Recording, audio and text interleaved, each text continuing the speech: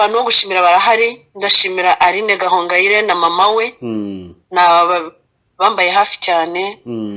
Ngashimira poso wanjye cyane cyane cyane, nkurikije akazagira n'abantu mugongo,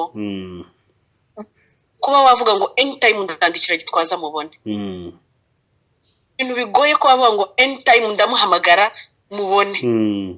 Ndashimira cyane Sabe. Nimvuga Sabe ndahita nkuko navuze ngo aposa hagararire church yacu. Nimvuga Sabe mvugamo n'itangazamakuru hafi ya ryose. Nukuri Joe mperaho nanasaba imbabazi abantu benshi barakaye ngo nabiciyeho. Nageze aha mfite ikibazo cy'umwana urembye, hakubita ibyo gutwita, ku buryo niba hari ikintu nshimira Imana ko ntamenye ko ntwite nkiri mu Rwanda, kuko iyo nzi mu Rwanda bitewe n'uburyo nzi ngewe ndazingwa nabi ntabwo nari kwirirwa nzi. Igihari no gushima Imana yamaze kubahereza umwana w'umukobwa, Uwiteka ahabwa icyubahiro cyane. Kuri nshima Imana cyane. Nabonye hari n'abagiye banyandikira bambaza ngo umwana yitwa ndi message zimwe sindabasha kuzisoma. Ubwo subirizaho n'abandi bari kuza kumbaza kuko zambanye nyinshi cyane nanone, kuyaba mu Rwanda, yaba kuri WhatsApp, yo mu Bubiligi, kuri Instagram, kuri Facebook, ahantu hose baranyandikira. Umwana yitwa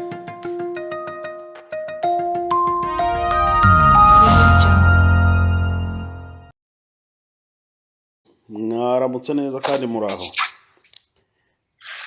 neza Joe. Amakuru turashima Imana mu ijuru. Uraganira na Joel ariko uri kwiyobokamana TV online. Okay. Twishimiye cyane kubakira kwiyobokamana TV. Nanjye nishimiye cyane kugaruka kwiyobokamana TV, yarashize igihe kinini cyane. Ni kinini kabisa. Murakomeye, umwana yarakize, bimeze neza? Shandaho nubwo mfite intege nke, umuntu warayabyaye narayambyaye nimugoroba, ariko ndashima Imana akabaraga karimo karagaruka. Happy na waraho. Sava. Imana ishimwe. Mbere ya byose twababwira ndi felicitation musubireyo nta mahwa, kuba Imana yabafashije mukaba mwabashije kwibaruka umwana wanyu w'umubare mugiye kutubwira. Imana ishimwe cyane. Imana ishimwe n'ukuri. Mu bintu namaze kubona nuko Imana yitajya yibeshya. Umwana w'umuntu ashobora kwibeshya, umwana w'umuntu ashobora gushyiraho limite, ariko Imana yo ntigira limite. Ikorera ku isaha umuntu atatekerezaga. Turashima Imana yaraduhaye undi mwana w'umukobwa wa gatanu. Tumaze kuba big family kabisa. Niko bimeze. Felicitation. Y'abakobwa batanu na papa na mama. Muri hangana gatamanza nakira umuganga nabamushyizeho mute. Okay. Arugeze aho ambwiraga ati Imana yabahaye umwana wa gatanu w'umukobwa. Turimo tubabwira ngo Imana ishimwe cyane kandi ni igikorwa cyiza nyine Imana ibikoreye umuryango. Niba wahera aho ngaho ukagira icyo mbaza simbizi. Ndahahera nyine ngira icyo mbabaza, ni ukuvuga mu mazi igihe kingana iki harya muba hanze, ubwo ni ukuvuga mwagiye burya mutwite rero kugira wenda ngo abantu babisobanukirwe neza. Mbajije ikibazo cyiza cyane. Hari abantu bajya bakunda kumbaza ngo none se ngo wagiye utwite ngo cyangwa wayisamiye aho ngaho. Kahita mbibutsa ariko mwibuke ko nagiye nyine n'umwana, nta mugabo najyanye muri varize. Nta mugabo najyanye muri varize, nta n'uwo nasanze mu Bubiligi. Umugabo nawe namusize mu Rwanda. so nagiye ntwite na mu Rwanda ku itariki 12 z'ukwa gatatu. Ubu tuvugana hano mpamaze amezi 8. Gusa sinari mbizi ntwite, ntabyo twari twese. Rwanda nagiraga udukomplikasiyo ariko bakambwira ngo ni stress. Ndibuka ko n'abaganga babwira nari ko kubera iki sigaye meze ukuntu, barambwira ati Eliane urananiwe cyane. Urananiwe, stress n'ubwo burahangayitse kubera umwana, nugera kwa muganga umwana agatangira kuvurwa, ibyo bibazo ufite byose bizashira. Aho nzi ko bizashira ari ukubera stress y'umwana. Ariko nageze aha ntabwo byanyoroheye. Ngira ngo maze ibyumweru 2 murabyibuka, hari inkuru igeze guca ku kinyamakuru kimwe cyitwa Bose Babireba TV, ngira ngo nageze mu Bubiligi ngo ndarwara, bamwe ngo narirwaje, abandi ngo mbese bavuze byinshi, ntajya mfatira umwanya nk'ibyo. Kiriya ubundi nibwo deja twari tumaze kumenya ko ntwite. Nagize ikibazo ndakomeza ndarwara, kuva ngeze aha muri make sinabaye muzima. Uyu munsi nabyukaga ndi muzima, ejo nkumva sinzi uko naramutse. Nuko bizaga noneho nyine ko ndemba. Umugabo akambwira ati ariko se wakoze test ukareba ko utasamye, nkumva ko bitanabaho bitewe n'ibibazo nari nifite, ntabwo nibuka ko gusama byashoboka. Yego nyine ko dukora tete. Yego. Nuko ngiye no kwa muganga rero nsanga nyine ndatwite. Indingwa niko kubona ari amafoto mwabonye nyine ndimo serumu, maze ibyumweru 2 hano.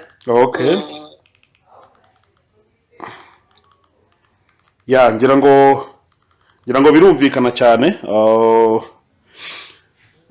Abantu bavuga ibintu byinshi nyine babigiye bitandukanye. Mugani wawe natwe ubwo byatugeragaho, Eliane yararwaye, bandi yari ibintu byinshi, ariko ngira ngo ukuri kwabyo nyine kuba kugaragaye. Imana ibitanze umwana nk'ikibemeza cyuko nyine nta kindi kibazo cyari gihari, ahubwo nyine mwari mutwite, birumvikana. Nukuri Joe, mperaho nanasaba imbabazi abantu benshi barakaye ngo nabiciyeho. Nageze aha mfite ikibazo cy'umwana urembye, hakubita ibyo gutwita, ku buryo niba hari ikintu nshima Imana ko ntamenye ko ntwite nkiri mu Rwanda. Kuko iyo nzi mu Rwanda bitewe n'uburyo nzi ngewe ndazingwa nabi, ntabwo nari kwirirwa nzi.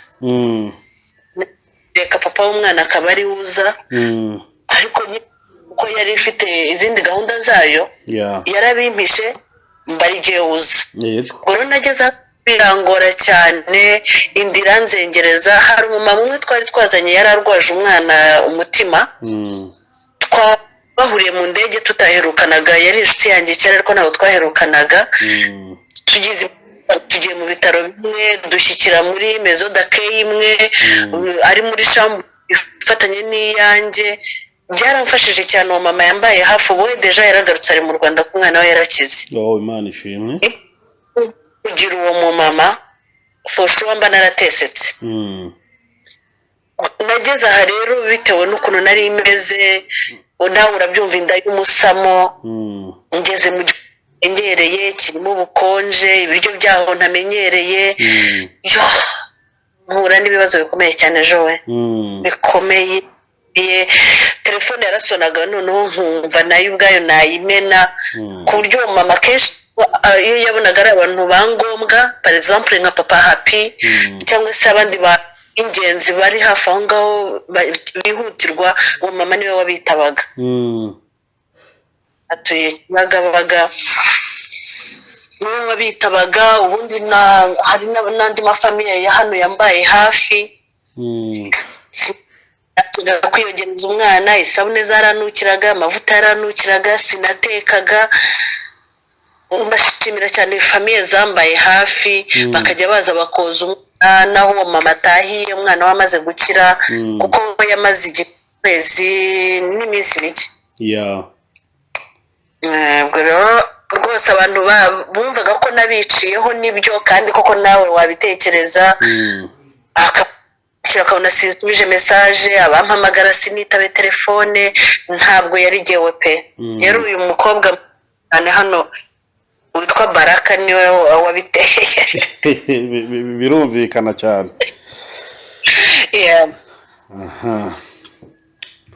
Yes, ngira ngo ni ibintu byumvikana kandi bisobanutse neza. Igihari no gushima Imana yamaze kubahereza umwana w'umukobwa, Uwiteka ahabwa icyubahiro cyane.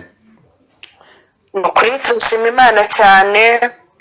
Nabonye hari n'abagiye banyandikira bambaza ngo umwana yitwa ndi message zimwe sindabasha kuzisoma.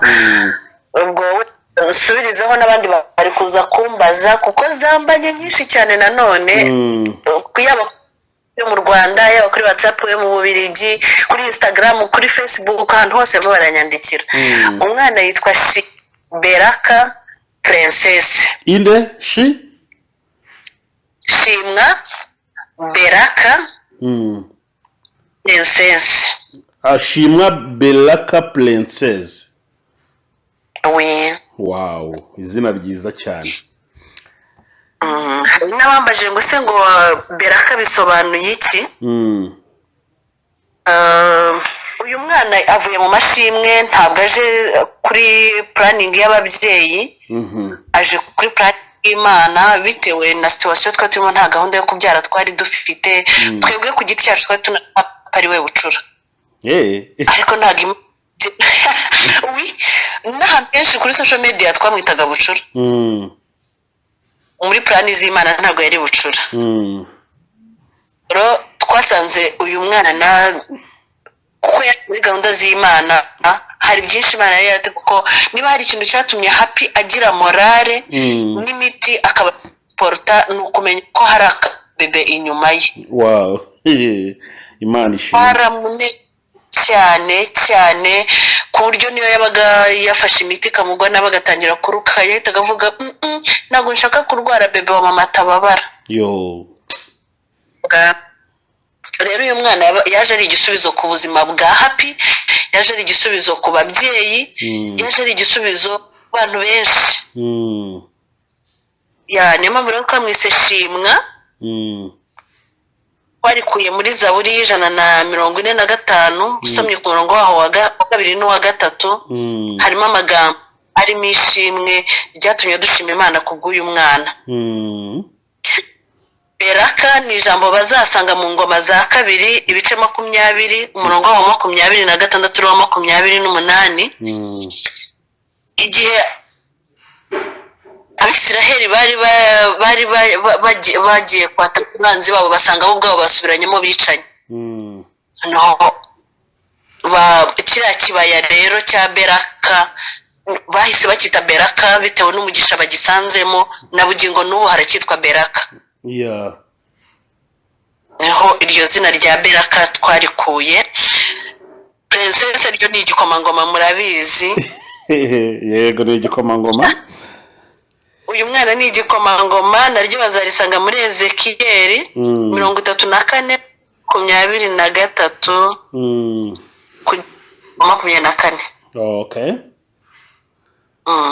Ngira ngo birumvikana. Papa Happy ari mu Rwanda, ari aho ngaho, wabyaye adahari bimeze gute? Iryo ni irindi shimwe noneho naryo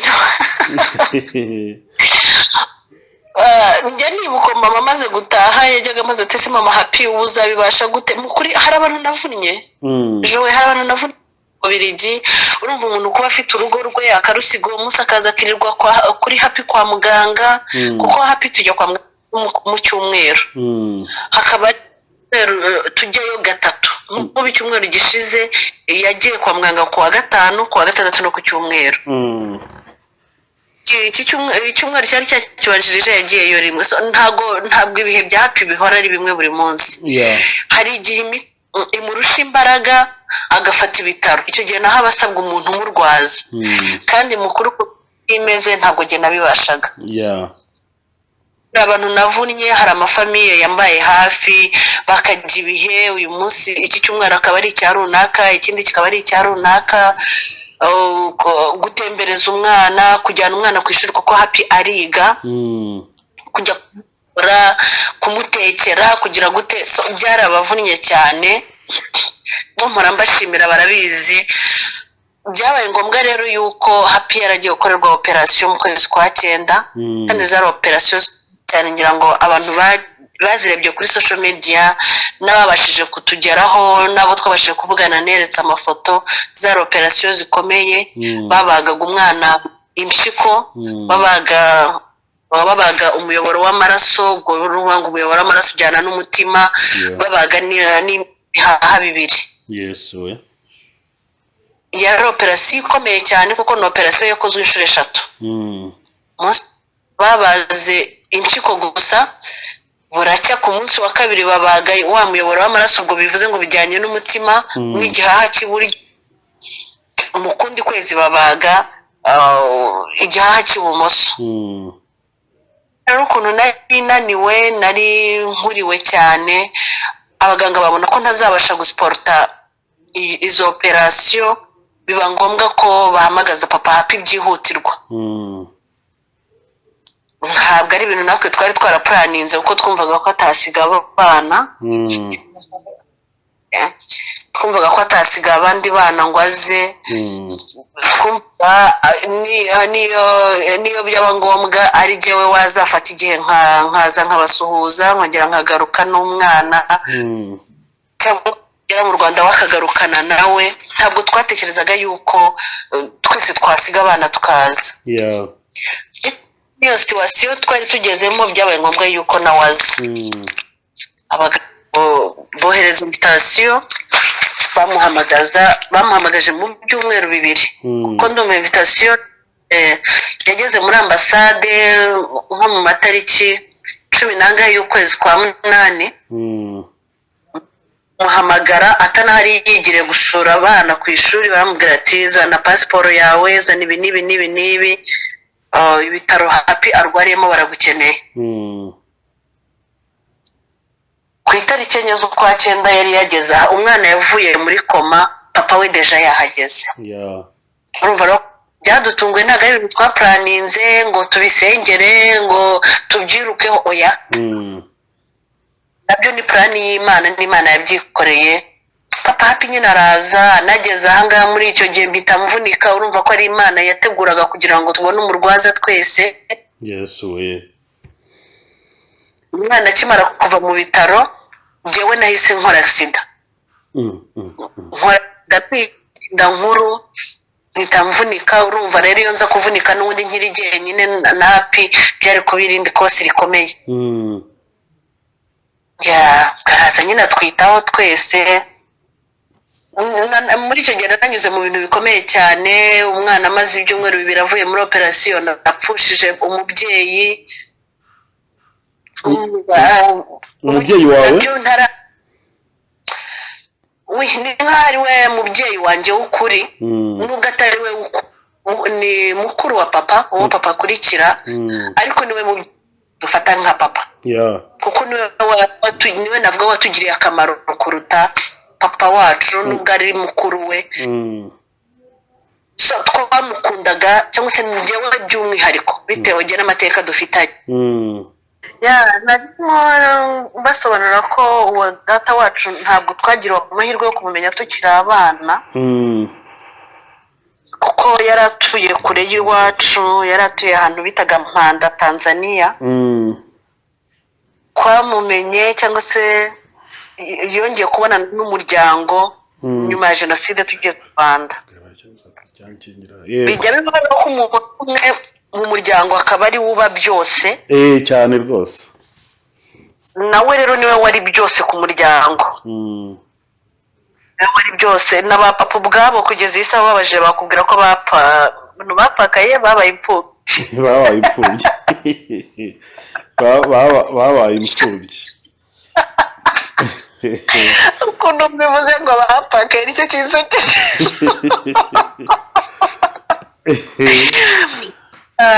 Impamvu ni uko nyine ba mama abagore ba data wacu bose twarababwiye ngo barapfakaye.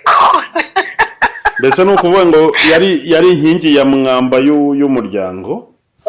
y'umuryango washyira mbere. ya pole sana kabisa. Abana bagiye gusabwa niwe wabasabiraga, abagiye gusaba niwe wabasabiraga, abagiye gufata irembo niwe warifataga, abakeneye abafite ibibazo mu muryango niwe wabikemuraga, mbese niwe wari byose. Urumva gupfusha umuntu nk'uwo.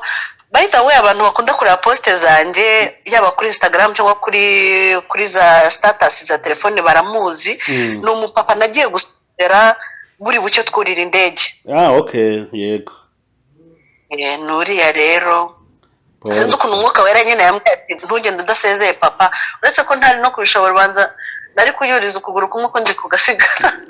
Pole sana kabisa, pole. Ubwo rero mu gihe tukiri muri ako kavuyo tutaranamwibagirwa n'iki na nyogokuru nawe barapfuye. Champagne gatatu Yesu Kristo. Numva ntaye umutwe ndavuga ngo Imana yo ireba kuri bibizi, nicyo cyatumye reka ntware papa Happy agendeye amwegere, sino uriya mu yagira n'ikindi kibazo gikomeye. Birumvikana cyane. Nubwo buryo rero yajemo nyine amaze amezi 2 n'igice we. Niwe udufasha byose hano, kujyana umwana ku ishuri. Nk'ubu uyu munsi Happy yagiye kuri chimiotherapy, niwe wamujyanye kuko nyuma ya operation zindi chimiotherapy afite radiotherapy bizafata igihe cy'amezi 10. Amaye. Yesu. Imana ikomeze batabare. Eliane mbonyine urumva niba ari uko nkora ibintu by'itangazamakuru rya Gikristo, hari ikintu wenda mba ntekereza hase ndumva uyu mwaka cyangwa wenda muri iyi myaka n'umuntu yayita 1 n'igice cyangwa 2 ntabwo yakubereye myiza. Urumva kurwaza umwana, gupfusha abantu, ibintu byose byakwikubiseho. Mu buryo bw'umwuka ubimanaginga gute? Se byagiye bigutungura? Hari igihe Imana yari yarakubwiye ko izakwikoreza imisaraba nk'iyi cyangwa izagutereka ku munzani wayo? Umuntu ashobora kubyibaza wenda mu isi y'umwuka igisobanuro cyabyo cyangwa amasomo wenda biba bihaye abantu mu buryo butandukanye. Kandi ni nabyo kubyibaza Joe. Utanabyikije ntago waba uri umukristo. Hari n'abantu benshi akunze kumpamagara bakambwira ati turashaka kutubwira bira bintu bimanaginga gute. Ni ukuri pe. Ahubwo ndabimanaginga. Twavugana na secretariat uracyaseka. Wowe uruseka mu bintu byose ntabwo rero reka mbabwira ikintu kimwe kizatuma ndekera guseka cyangwa kizatuma ibyishimo byanjye bihagarara. Kikanyumvisha ko Satani yigeze aheza Yesu mu gituro. Nibyo agomba kutubabaza kuko nyutse kubabaza Yesu ntabwo ari gihe yatinya. Kwishima imbaraga kurusha ibindi nuko ntabwo yigeze aheza Yesu mu gituro. Yaramukomerekeje ndetse umubiri arawica kugira ngo bitubere urugero. Yesu arapfa arahambwa, ariko kubera ko wari umuneshi ari umutsinzi arazuka. Uwo rero gazemo. Hari akaririmbo kavuga ngo niko chini ya mwamba juu yangu, Yesu niko chini ya mwamba. Munsi y'urutare, kandi urwo rutare ni Kristo. So niba Kristo rero yakazuka niki kindi gihe natinya. Cyanze ko urupfu rutaraho, uburwayi buzangeraho, kubabara bizangera, ariko ntabwo bizampera. Njya nibuka igihe Happy yararembye. Umunsi wa mbere menya ko Happy arwaye kanseri hari ku itariki 18 z'ukwa 12 saa 9 z'ijoro. Tekereje umuntu ndahamagara ngo mbwire iyo nkuru menye izo saha. Ndika ko umuganga wabimbwiye yarambwiye ati ntabwo byemewe ubundi kubikubwira, ariko nuko kandi iri ku rwego rwo hejuru. Nahise ntangira gutekereza umwana wanjye arapfuye. Ikindi kintu nahise nkora ako kanya muri gihe hahise hazamo ijwi rimbwira ngo soma Yesaya 43. umurongo wa 2 kugera ku murongo wa 5. Girirwa amahirwe aho ndyamye Bibiliya yanjye biri ku ruhande, iyo ndi mu nzira ngenda Bibiliya yanjye biri mu ishakoshi, aho gupakira imyenda mu ishakoshi cyangwa se gupakiramo amaporte mone n'ibindi. Jewe buriya Bibiliya yanjye ihora mu ishakoshi. Aho nicaye hose mba nyifite. Na Bibiliya hari njya nkunda kunenga abarokore bajye bambabara ibindi mo genda bivuga. Umurokore uramubwira uti ntiza Bibiliya yawe ngo akirarebe yo muri telefone ntabwo ari Bibiliya. Iryo naryo ni isomo ni ikoranabuhanga n'ibyo. Niyo Bibiliya irimo ariko uzasome Bibiliya yo muri telefone uzasanga itanahuye na Bibiliya nyayo. Cyane. Harimo amagambo amwe bagenda bakuramo. Mu minsi iri imbere njya mvuga ngo hari n'ibitabo tuzasanga barakuyemo. Ni ikibazo. Iyo ufashe indirimbo yo mu gitabo ugafata n'indirimbo zo muri telefone uzareba uzasanga hari amagambo acuritse.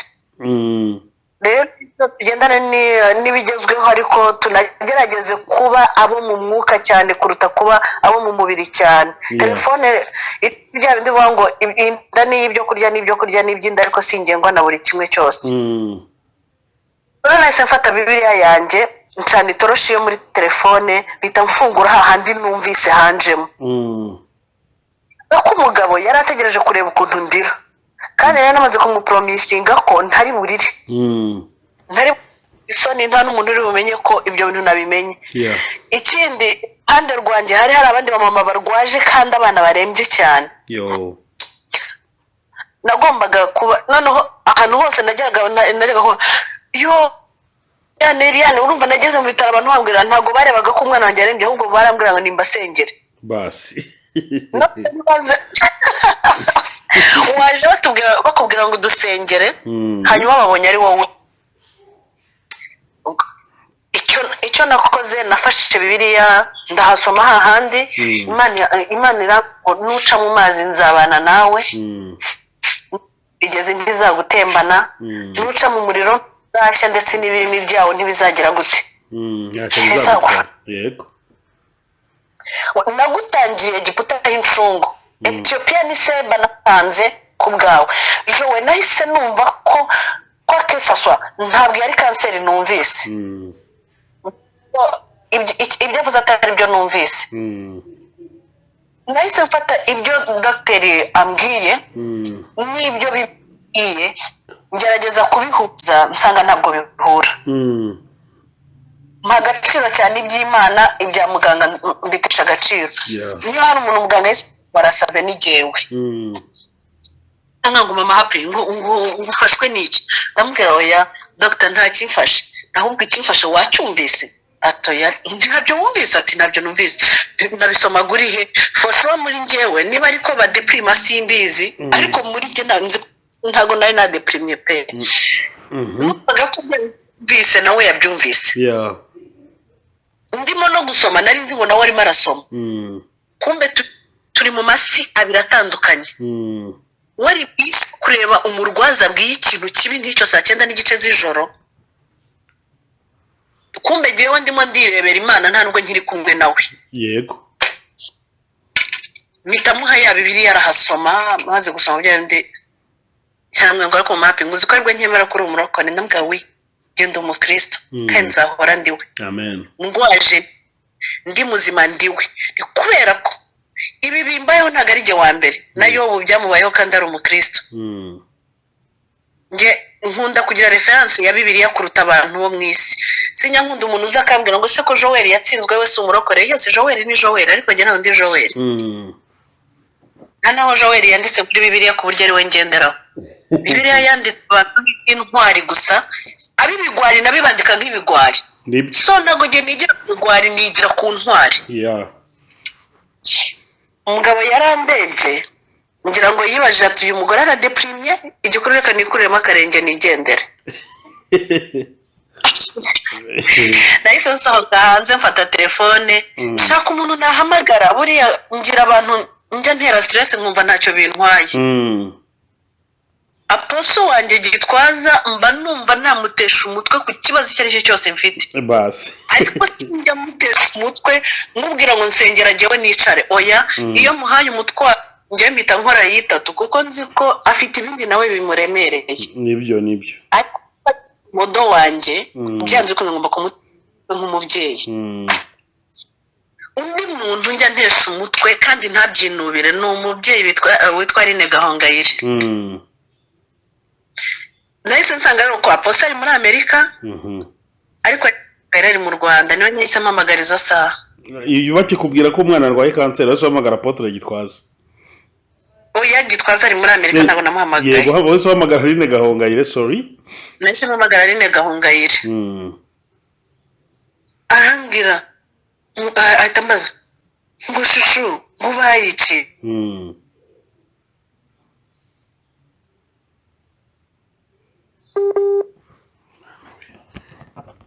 yarageze ahantu mu nkuru nyirizina we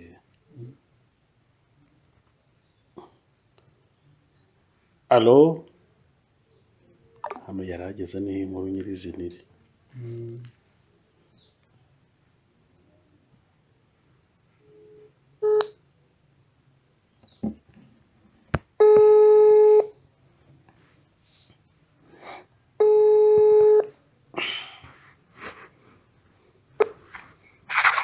yes nuko ibyo ku ikoranabuhanga bigenda ubwo icyo nakoze nahise mubwira ntabwo nzi ibintu numvise niba ari ukuri cyangwa atari ukuri ariko ndumva nshaka kugira umuntu bisangiza arambwira ati ndimo gusenga mbwira mama Chantal abyuke Pastor Chantal mama we kuko ndumva nshaka umuntu nabwira nanjye ibindemereye antega amatwi we na mama we ndabibabwira ibibaye byo muganga mbwiye nibyo mpita mubwira n'ibyo nsomye n'ibyo Imana ikubwiye ni rero ndumva ibi bintu bibiri bihuza ntabwo ndumva no gusenga ntarimo mbyumva icyo ari nahise akora kugira ngo umva nkubwire sheri ni karame nyita shushu umva nkubwire shushu ni karame iyo usomye ni nayo na Daniel Meshaki na Sheduraka basomye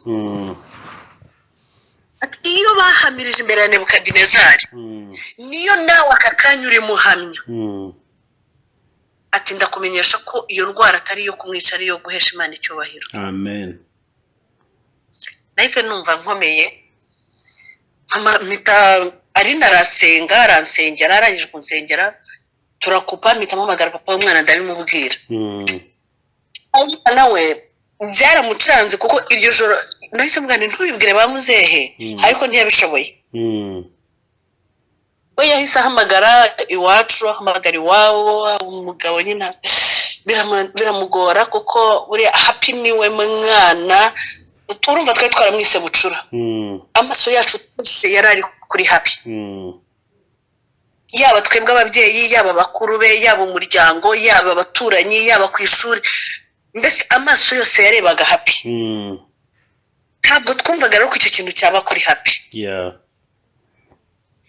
ariko burya uwo abantu bahanze amaso n'Imana ibimuhanze amaso niko bimeze Satani rero we noneho ahita amuhanga n'amenyo ntabwo amuhanga amaso gusa kabisa ubwo hari ku itariki 18 mba ninjiye ibitaro gutyo CHK niho nari ndaye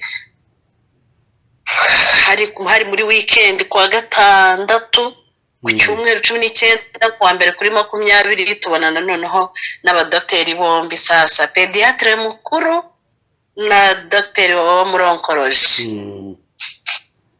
noneho umva ndavuga ngo ni nkaho bashimangiye cya gikwasi Satani yashatse kuntera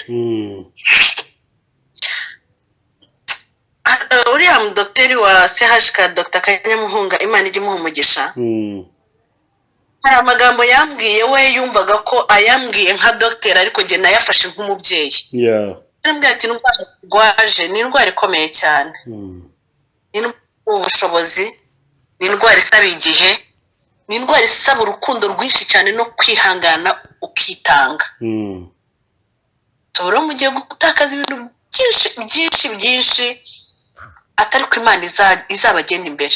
yo ahita duha transferi ngo hari kuwa mbere ku itariki 20 umwana aramugumana kuri 24 niho nabasabye uruhushya twagombaga kujya i Butaro kuri 26 nyuma ya Noheli. Basaba uruhushya mbanza kujyana umwana kujya gusangira Noheli na bakuru be. Aho rero niho nahuriye n'Imana. Twatashye turi mu rugo, hari umukozi w'Imana avuye i Cyangugu. Ntabwo yari yaje azi yuko aje iwanjye, ariko aho yaragiye ayobye asaba icumbi kwa murumuna wanjye nkurikira. Uramuzi Madamu François. Agezeyo rero baramubwira ati warise tukajyana kwa mukuru wanjye ukajya gusengera umwana wabo urwaye. Arabwira ati se ko nihuta batoya ibyo ukora byose tubabarire tubanze gusengera uriya mwana. Umukozi w'Imana araza, ngeze mu rugo asanga deja ubutumwa yaranafite n'ubwacu ahubwo nawe ntiyaraza hagiye. Arasenga. So mu byo yaduhanuriye harimo no kuzana no kujyana happy mu mahanga. Nubwo atadefinishije message, ariko yatubwira ati urugendo rwihuse, indege yihuse. Kame mu yindi ndege nafashe. Yego. Hari kwa 12 indege itangira gushakishwa mu kwezi kwa 2 nyurira mu kwa 3 na happy. Anampanura ikindi kintu gikomeye cyane njya nicara nabyubuka ngaseka arambwira ngo Imana irambwiye ngo warayikoreye, wakoze mu buryo financier, wakoze mu buryo spirituel, atariko nayo noneho aka kanya guhaye ATM yo kurutiriza. Mani mayet utiriza. Okay, sinabyumva neza ko aramwe ngo Imana ije kumbikurizaho nabikije. Yego. Okay. Ndabyakira n'ibindi byinshi nyine ubwo ngubwo ibyo nuko ari byo by'ingenzi, ibindi ntago ari ngombwa. Nuko rero urugendo rwatangiye nyine Imana rero ni nkaho yanteguje ejo, ntabwo nabiguyemo.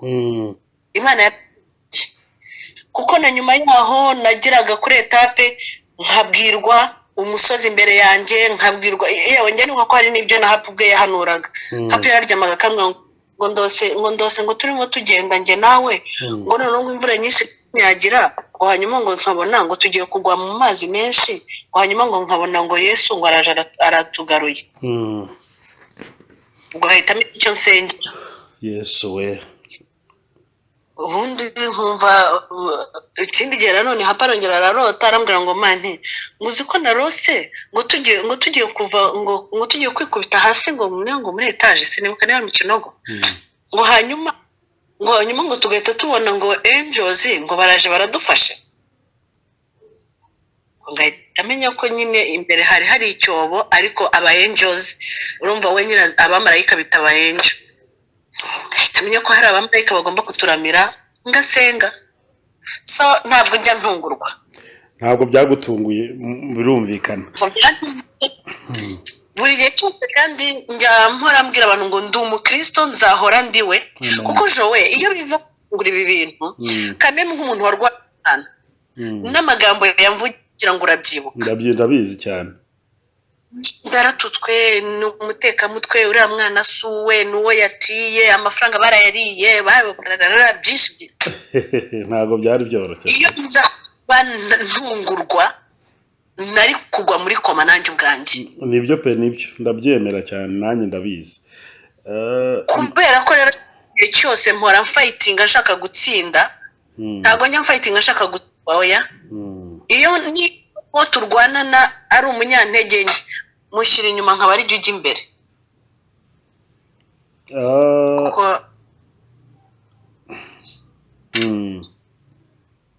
Jewe muri jewe narahiye ko nubwo naba kajorite nzakomeza ndwane. Uri intwari pe. Buriya abantu babizi cyangwa bazi ibyawe nibo bakwita intwari, kuko njye ndabizi cyane mu by'ukuri wararwanye kandi uri umuneshi mwiza.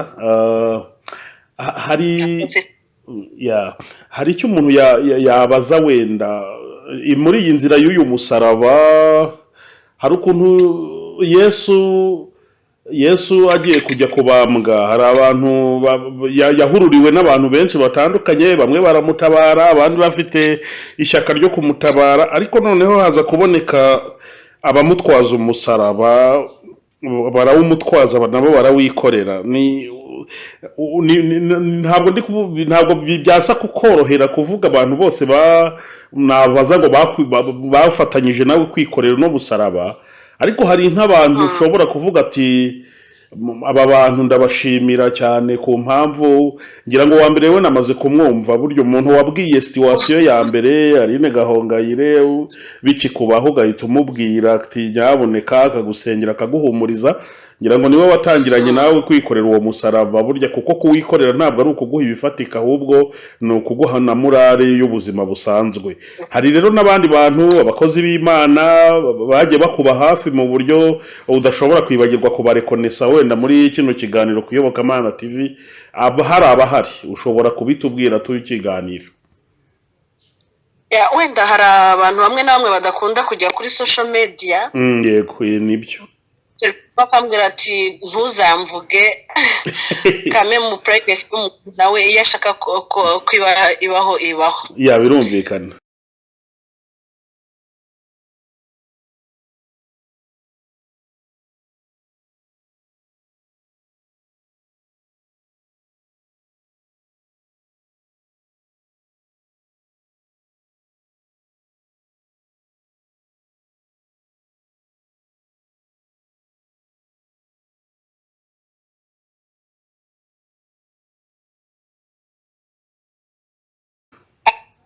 Abantu bo gushimira barahari, ndashimira Aline Gahongayire na mama we bambaye hafi cyane, ngashimira poso wanjye cyane cyane cyane, nkurikije akazagira n'abantu mugongo, kuba wavuga ngo anytime ndandikira Gitwaza mubone, ibintu bigoye ko wavuga ngo anytime ndamuhamagara mubone, ariko faza nta na rimwe nigeze mwandikira mubwira nti umutima wanjye uraremerewe ngo mubure. Imana ishimwe. Online ariko yazaga online akabazi ko agomba kunsubiza kandi akansengera. Wow, byiza cyane. Umushumba wanjye njya mbwira Imana, ubushize abo twavuganaga narababwiye ngo nkunda Zayoni birenze uko kera numvaga idini. Yego.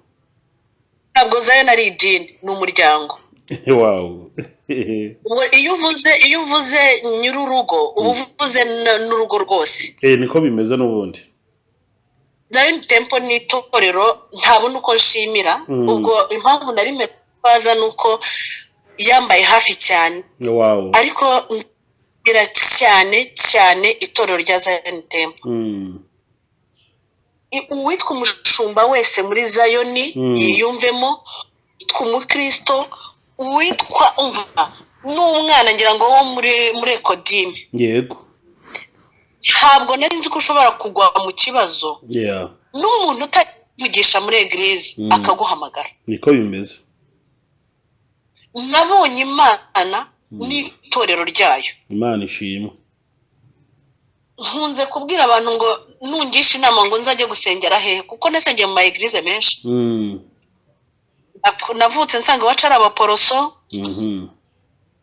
abaye muri Assemblée de Dieu mu Gatsata, nkiga primaire mu Gatsata muri Ekodime yaho kwa Abandana, uyu musaza bita mu Tanzania. Ndamubona cyane. Restoration naririmbye no muri Musingi, bya Mungu yabaye president wanjye igihe kinini. Ese burya Restoration kuva ikiri muri shitingi ruguru. Yego. Narerewe muri Restoration nayivuyemo ejo bundi ndi umugore. Apostle Masasu nawe dufitanye amateka, hari uburyo yaturezemo, ariko reka aka kanya reka mvuga itorero ryitwa Zion Temple. Nasanzemo abakozi b'Imana, Uwiteka we njya mbura definition yawo. hari igihe kijya kigera umuntu akireba akavuga ati ariko nkanjye ndinde, Mm. ariko wareba ikintu ufitiye mu rugo winjiyemo, Mm. ndi umwana w'Imana. Yego. Rero ndashimira itorero ryanjye cyane cyane, ntabwo nabona uwo mvuga ngo mbone n'uwo nsiga. Igikuru navuze umubyeyi wacu mukuru ahagararire bose. N'ubundi arabahagarariye ubwo ngubwo, n'ubundi iyo uvuze umukuru uba uvuze bose. Okay. Ndashimira papa wacu, Mm. wo umuyobozi wa Benjamin. Mm. Muri zane tugira imiryango 12. Yeah. Ubwo nshimiye Zari, nashimiye imiryango 12 na Zayoni ku isi hose. Ariko nanone reka ngaruke kuri papa wacu cyangwa se coordinator Benjamin Zayoni Temple mu Gatenga. Papa Eric n'umuryango we, Imana yo mu ijuru ntizibagirwe intambwe zabo. Amen. Kugira ngo happy aziburayi ni papa Eric wabigizemo uruhare.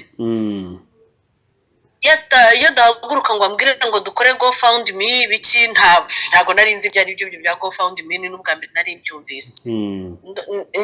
Happy ni ujya unseka, namaze n'ibyumweru 2 ntaramenya no kubivuga. Ahubwo najyaga kugereranya n'agaciro found, ariko GoFundMe nagombaga ibyari agaciro development n'ababenjamin bose, Imana ibaha umugisha. Ndashimira papa Bienveni aba muri Canada, niwe wafunguye iyo GoFund. Oui, kuko urazi ko bisaba kwifungurwa n'abantu bo hanze. Wow. Sinari muzi, namumenye kubera papa yampuje nawe turavugana. So igihe cyose rero sinjya nibagirwa ko ari bo muyoboro w'umwana wanjye. Ngashimira timu yitwa Impanga Team. Bahavu Janet na Freri nabo bakorana bose. Wow. Rura rugo Imana izabaha umugisha. Bo bagufashije iki Eliane? Umva bambaye hafi. Yabo uburyo mora, yabo uburyo financier bambaye hafi. Imana ibaha umugisha cyane. Ntabwo Bahavu yabaga yasinzira ataramenya uko Eliane na Happy bameze. No kujya mumbabaranye n'abaganga binjiye turakupa niko bigenda. Birumvikana. Yeah. Rero Joel nshimira umuryango wa Bahavu Janet n'umugabo we n'ababyeyi, kuko ni familia yambaye hafi cyane. Si Bahavu wenyine, na papa we na mama we na mukuru we na oncle wa, n'abantu batubaye hafi cyane bya hafi. Ariko rero nabo sinakwibagirwa kubashimira. Wow. Ndashimira cyane Sabe. Nimvuga Sabe ndahita nkuko navuze ngo aposa ahagararire church yacu. Nimvuga Sabe mvugamo n'itangazamakuru hafi ya ryose. Nubwo Sabe ari we wabaye umuyoboro, akaba ari we udukorera ikiganiro, ariko Joel mwese mwari mwahagurutse, mwese mwarampamagaraga ngwino dukorera umwana ubuvugizi. Hari n'abari bagiye kunsanga i Butaro.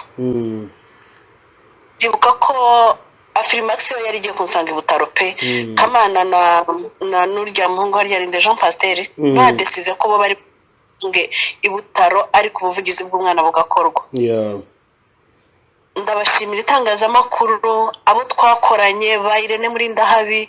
Ndabashimira mwese, nta munyamakuru n'umwe twakoranye nkiri muri situation nziza wigeze ntererana ngeze mu bibazo. Mwese Imana mu ijuru baho umugisha. Nshimira cyane cyane umuntu bita Sabe, kuko Sabe yarahinyuye. Naribazaga ngo se nayahe magambo navuga, ese ikiganiro nagikora gute, ntabwo nabyumvaga Joe. Ariko giharanyigisha, aransobanurira, anyereka inyungu zirimo n'igihombo, anyereka buri kimwe cyose. Njya nkunda kumubwira ngo nimushimira ajya byakira, ntakajya avuga ku cyangwa nkunda kumuvuga, kuko yaramfashije cyane. Njyewe mu buzima bw'amvuga ibyiza, mvuga amashimwe. N'ubwa mbere nari ngiye kuri kamera mvuga ibibazo. Imana imuha umugisha cyane. ni ukuri Imana imuha umugisha. Ndongera gushimira rero n'abantu benshi, ndashimira Rwandeya. Rwandeya sinari nzi yuko bakurikirana ibiganiro byanjye, sinari nzi ko banzi, ariko kugeza uyu munsi kuba turi hano njye n'umwana twaziye ku matike arere turu ku buntu tutishyuye. Imana y'umukino iriya kampani Imana yo mu ijuru ibagure. Yego. Ndashimira abakozi ba Minisante bambaye happy, bagiye baza no kureba happy ari CHK, bagiye bampina batandukanye, ndabashimira cyane. Nongere nshimira abadamu bo muri Minaroke bamfashije mu buryo financier, bamfashije mu nama. Nshimira abantu bo muri Minafete cyane cyane, nshimira sindi umuvuga izina kuko nta ruhushya nabimusabiye, wo muri Fete wanakurikiye dosiye y'umwana hano mu Bubiligi, kuko muribuka ko abantu nari narababwiye ko nzaza 23 ko aribwo umwana azinjira ibitaro z'ukwa kabiri, ariko ntabwo ariko byagenze. Habaye n'irindi bashaka gushyira hanze, ako one day nzayivuga. Ndashimira uwo mupapa wo muri Minafete, we yahise atera intambwe ashaka abantu hano bajya gukora dosiye y'umwana bakayirangiza. Biri mu nshingano ze, ariko ntabwo yaranzi, nawe yambonaga kuri social media yiyangaje gukurikira dosiye y'umwana mpaka irangiye. Simuzi, sindabonana nawe kugeza n'uyu munsi, ariko byibuze ndamushimira ahagarariye Minafete yose. Imana imuha umugisha cyane.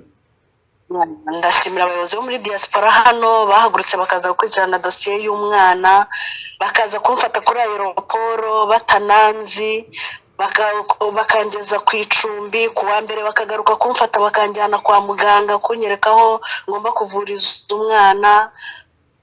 Igihe cyose ugasanga nibo bahamagarwa, njyewe ntibampamagaraga kwa muganga kuko nta gifaransa nari nzi, nibo bahamagarwaga bakababwira ibikenewe, bakampamagara bakambwira mu Kinyarwanda nkamenya ibyo ngomba gukora.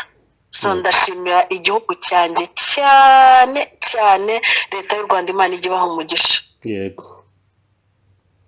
Hari abantu babiri ku isi ntazigera mpemukira, sinzigera mpemukira Imana, sinzigera igihugu cyanjye. Wow. Binkora ku mutima, narebye ukuntu abana b'Imana bagurutse ku bwanjye n'urugo rwanjye, ndeba uko gihagurutse ku bwanjye n'urugo rwanjye, ntawe ndiwe ntacyo ndicyo. Buri gihe mutima nkavuga ngo Mana nindamuka ntatiye nk'abahemukira. Ubwo urabyumva nawe icyo nahita ndenzaho nk'umukristo, wowe urabyumva, simvunika. Birumvikana cyane. ngira ngo ni ibintu byiza cyane kandi hari abantu ntari nshimiye. Ndashimira abantu nasanze hano mu Bubiligi, bambaye hafi pe, sindi wenda we sindi bavuga amazina kuko ntabwo nabibasabye, kandi hari abadakunda na social media, ariko Imana mu ijuru baha umugisha. Yego. Bambaye hafi, barandwaza, bandwariza umwana, bakora buri kimwe cyose. Mwabonye amafoto ya anniversaire, abantu bakumenyera anniversaire utanayizi, wowe utanikwiriho bakaza bakagutungura, for sure byankoze ku mutima. Birumvikana cyane. Nkongera ngashimira itorero ryanjye nanone Zion Temple Bruxelles, byanyakiriye nk'umwana uvuye mu rugo agarutse iwabo. Sinigeze mba umushyitsi hano. Yego. Ndabashimira cyane abo bose. Yewe ngiye gushimira ibitaro bya hano byose nabivamo kuko nta Kinyarwanda bazi, reka mbasabire umugisha gusa. Yes, ngira ngo ni ibintu byumvikana. Iyi nkuru yaba ndende cyane kuko irimo imbamutima nyinshi. Eliane, biteganijwe ko azagaruka mu Rwanda cyangwa hari ukuntu abantu bavuga ibintu byinshi bitandukanye bakabihuza na situwasiyo wenda ziba zaragiye ziba ku bandi bantu rimwe na rimwe. ndetse n'ibyifuzo byabo.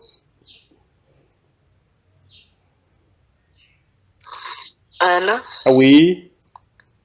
ntibakanabihuza n'ibyifuzo byabo. Yego yego. Eliane, kugeza iyi saha njyewe ntabwo navuga ngo mfite decision yo kugaruka cyangwa yo kuguma. Ntayo mfite kubera ko situation y'umwana.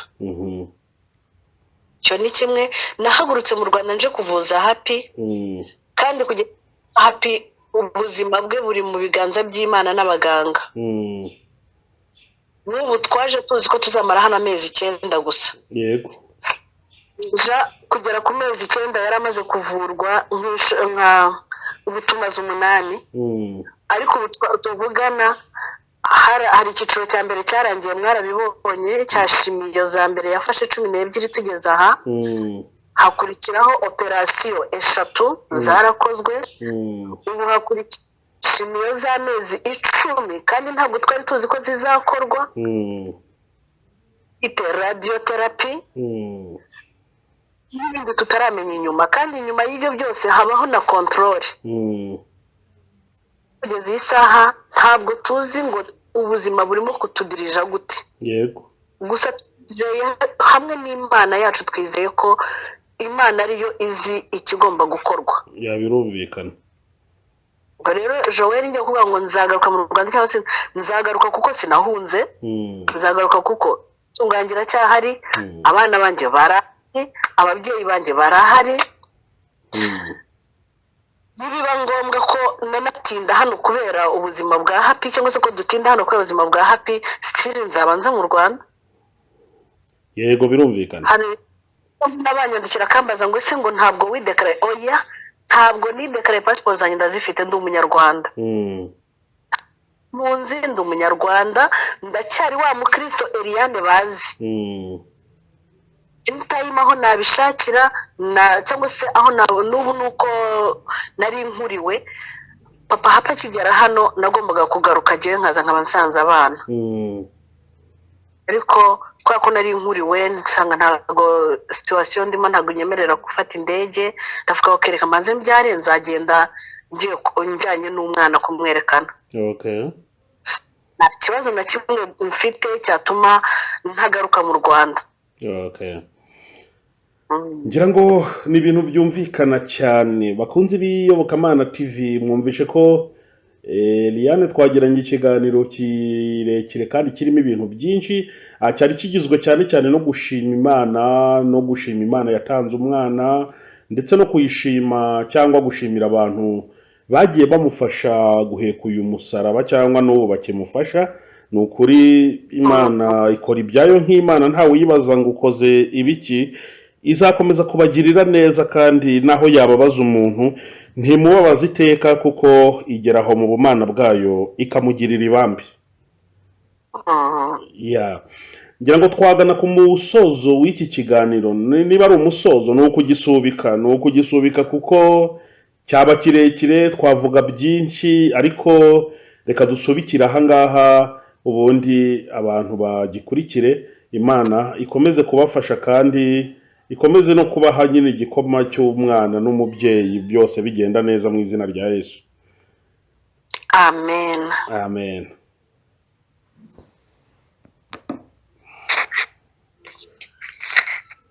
Sijya wahera. Murakoze cyane Elia. Shana urakoze, kandi n'ukuri ibibazo mbajije hari abantu benshi babyibaza. Ugasanga hari abambwira se wakwigumiyaho, wakwidekaraye, hari n'abashatse rwose no kudukorera dosiye zo kubeshya ngo ibyo duhunze ariko ngo tukidekarara. Ndabwira agenda umukristo. Birumvikana. Ndi umukristo, sinzigera nsibye igihugu cyanjye ngo ndimo ndakorera amaco y'inda, never. Inda yanjye ntabwo ndayitegeka. Birumvikana. Elia, mwakoze cyane rero, Imana ibahe umugisha. Ngushana mwe kandi Yesu abahe umugisha.